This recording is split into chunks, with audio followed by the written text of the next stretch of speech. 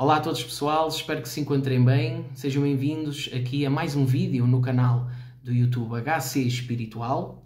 O meu nome é Hélder Correia e neste canal falamos sobre espiritualidade, onde eu compartilho conteúdo, experiências, estudos dentro da parte da espiritualidade e da consciência.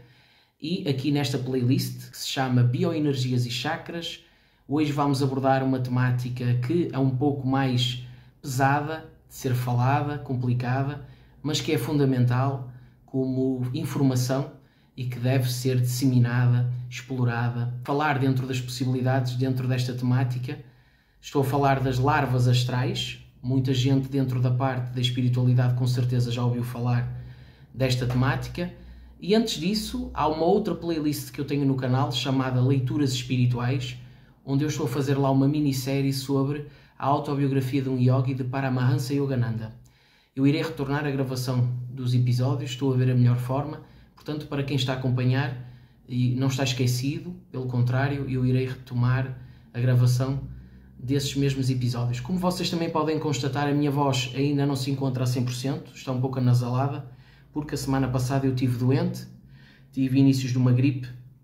Aliás, anda muita gente a ter gripe, só ajeitar aqui um pouco a câmera. E portanto é isso, pessoal. Estou aqui a retomar a gravação dentro das minhas possibilidades. Então, hoje não vamos falar de características da aura, características das bioenergias. Eventualmente eu irei trazer aqui para esta playlist técnicas de movimentação das energias. Vou falar sobre o estado vibracional, uma data de situações, técnicas que vocês podem mentalizar. Quando eu tiver disponibilidade irei trazer essas temáticas. Hoje vamos falar então sobre as larvas astrais. O que é que são as larvas astrais? Larvas astrais são um meio de denominar uma situação parasitária onde há um drenar de energias que acontece pelo quê? Pela formação no plano astral, que sabemos que é dotado de alta plasticidade, ou seja, o plano astral ele não é tão grosseiro e separativo em manifestação como acontece aqui na matéria. Nós, tudo o que manifestamos no plano astral repercute em formações, ou seja, a nossa manifestação de pensamento e emoção no plano astral, tendo, claro, uma reciprocidade maior com as emoções, daí muitas vertentes do estudo espiritual chamarem o plano astral ou os diversos planos astrais de plano das emoções. Ainda que, claro que na manifestação está sempre presente a manifestação do pensamento, e aliás o nosso corpo mental é a expressão mais sutil que nós temos na nossa consciência, na nossa manifestação, é o corpo mental, mas tudo isto, todo este manifestar, ele pode tanto ser algo sutil como algo mais denso.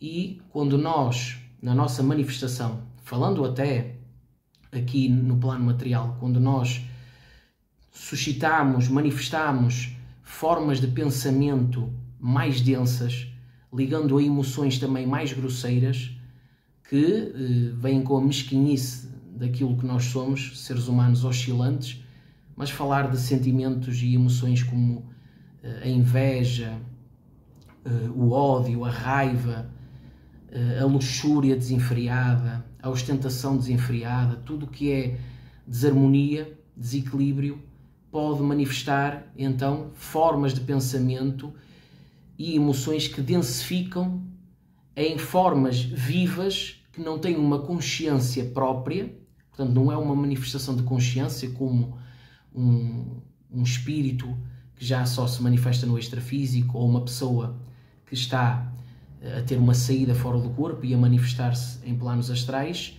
Não, no plano astral não só existem estas situações de consciências extrafísicas, consciências até de outras orbes planetárias, mas também formações que podem ir desde formas de pensamento ligadas a uma sutilidade ou formas de pensamento acumulares que se densificam e formam algo que é algo disforme, mas que pode se assemelhar àquilo que nós aqui no plano material encaramos como uma larva e que sim, tem uma característica parecida no aspecto em que algumas larvas elas consomem determinado alimento em putrefação, mas energeticamente falando, estas manifestações que se podem alojar na nossa própria aura, no nosso próprio campo energético, têm como característica o drenar dessas energias densas, que são a reciprocidade vibratória que as formou. E, portanto, podem alojar-se no campo energético, como eu já disse, e podem promover, claro, situações que vão manter essa densidade, que vão, por reciprocidade energética, atrair presenças extrafísicas, e depois aquilo que inicialmente começou com a pessoa que deu abertura, através dos seus pensamentos e emoções, vai ser promovido. Ou seja, entidades extrafísicas, ainda que não são as larvas em si, vão incidir sobre o nosso chakra coronário, frontal, vão incidir formas de pensamento para manter a pessoa nessa linha de densidade, e assim isso vai servir de alimento a essas larvas, que são formas vivas, energéticas, e que vão densificar, e que inclusive isso pode repercutir em situações negativas no próprio corpo físico. Ok? Elas podem se alojar nos centros energéticos e fazer depois sentir uma dor, um peso que acontece por esta situação. O que é que promove? Essencialmente o desequilíbrio, o nutrir pensamentos. Por isso é que a gente deve policiar-se, vigiar-se, orai e vigiai, como dizia Jesus, não é?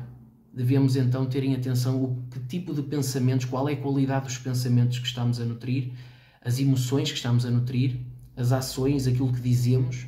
Claro que não é toda a gente que, por algum processo de oscilação, vai ter larvas astrais. Estamos a falar em algo com um cariz mais acimentado, um cariz mais problemático, que pode acatar com estas situações.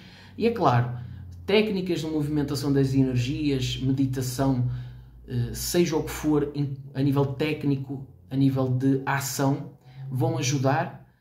O utensílio de elementos aqui da Terra, do plano material, também vão ajudar. Banhos, a natureza, tudo isto vai ajudar em limpeza do campo energético, mas para desfazer estas situações, o melhor mesmo é mudar a nossa vibração, a nossa manifestação, através do pensamento e da emoção.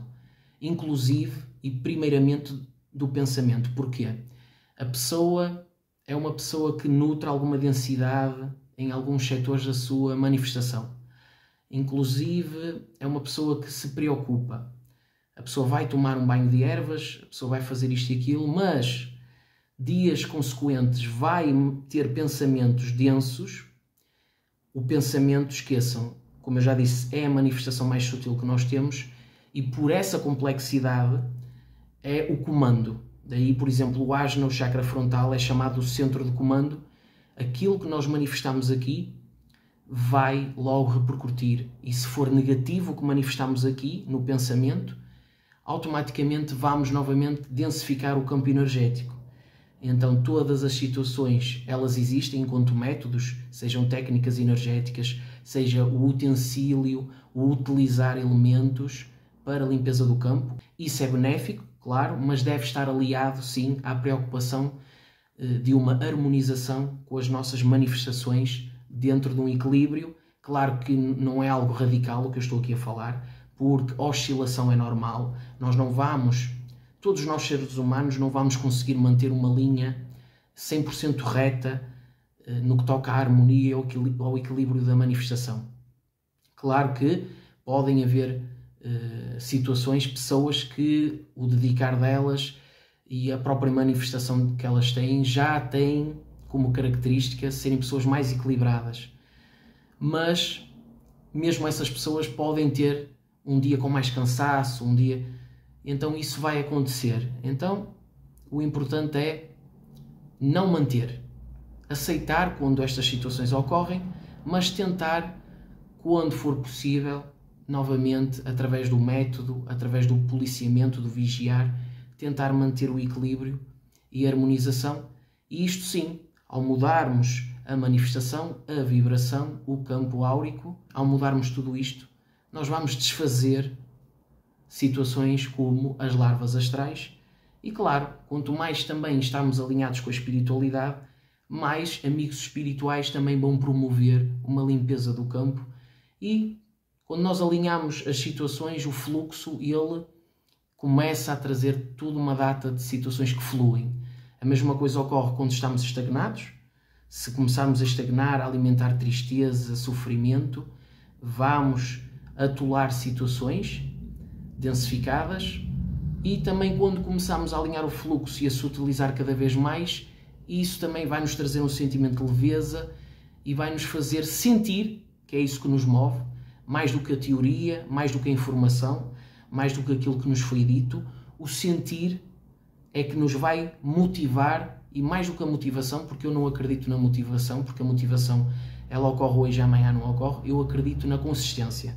Então, quando sentimos e comprovamos efetivamente que temos um campo energético e que isso repercute na nossa manifestação e que existe uma harmonia muito melhor, uma versão de nós próprios que pode ser melhorada amanhã, a começar hoje e no agora, nós vamos começar a querer mais isso. E isso é o mais viável que nós podemos ter, a constatação própria naquilo que sentimos em primeira pessoa. É como alguém que começa a treinar no ginásio, a fazer exercício físico. Existe a motivação, existe quando? Quando a pessoa vê resultados, quando sente, quando vê, constata.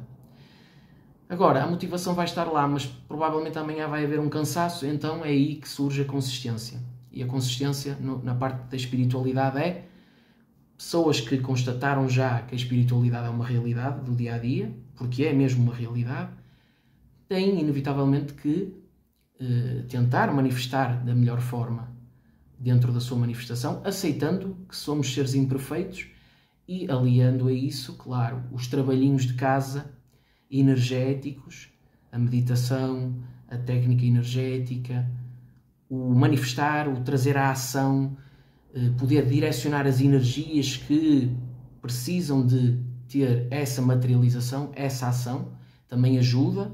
Portanto, o exercício físico é bom, o contacto com a natureza é bom, manifestar da melhor forma, e tudo isto vai fazer com que, com toda a certeza, situações como as larvas astrais não vão preocupar. Agora, larvas astrais, elas estão muito presentes nos planos mais inferiores de manifestação espiritual.